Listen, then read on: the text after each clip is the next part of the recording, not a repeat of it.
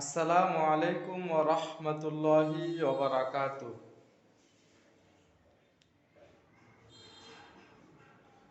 কোরআন শিক্ষা কোর্স পর্ব 2 এ আপনাদেরকে স্বাগতম।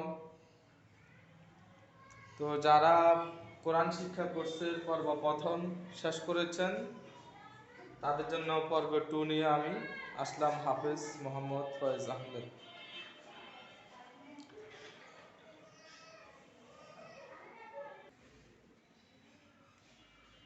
আমরা এখানে দেখতে পারতেছি এটার নাম হচ্ছে এক দাঁত।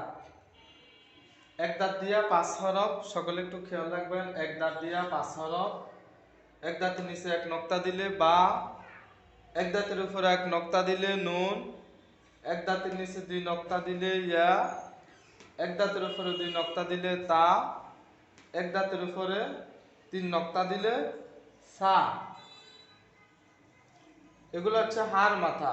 হার মাথা দিয়া 3 হরফ, উপরে এক নক্তা দিলে খ, নিচে এক নক্তা দিলে জিম, নক্তা মুছে ফেলিলে হা। আমরা এখানে দেখতে পাচ্ছি 3 দাঁত। 3 দাঁত দিয়ে 2 হরফ, 3 দাঁতের উপরে 3 নক্তা দিলে শিন, নক্তা মুছে ফেলিলে সিন। এগুলো হচ্ছে সদের মাথা। সদের মাথা দিয়ে 2 হরফ, উপরে এক নক্তা দিলে দ, নক্তা মুছে ফেলিলে স।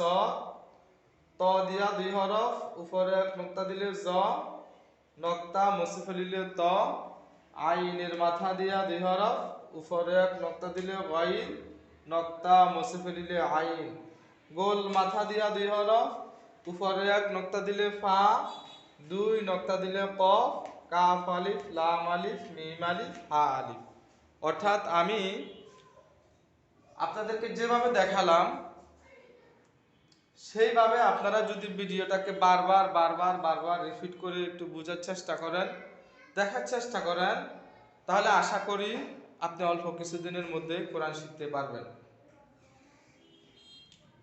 তো ইনশাআল্লাহ আমার কোরআন শিক্ষা কোর্সের পর্ব অনুসরণ করে এক এক করে ইনশাআল্লাহ ভিডিও চলতে থাকবে। আর আপনারা যারা কোরআন শিখতে পারেন না, এই টেকনিকগুলো যদি ফলো করেন তাহলে আশা করি আপনারা অতি দ্রুত সময়ে কোরআন শিখতে পারবেন। দ্বিতীয় পর্ব আমরা এখানে শেষ করছি। আসসালামু আলাইকুম ওয়া রাহমাতুল্লাহি ওয়া বারাকাতুহু।